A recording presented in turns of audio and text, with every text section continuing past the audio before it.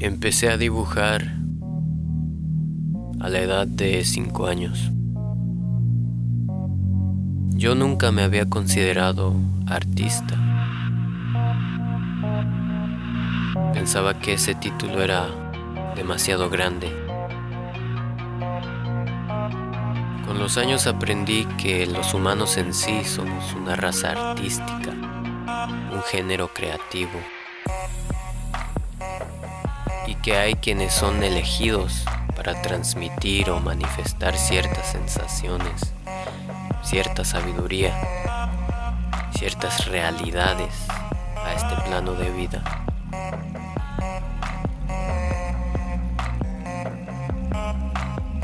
En mi cultura se respeta el fuego y ahora me ha acompañado en este trabajo.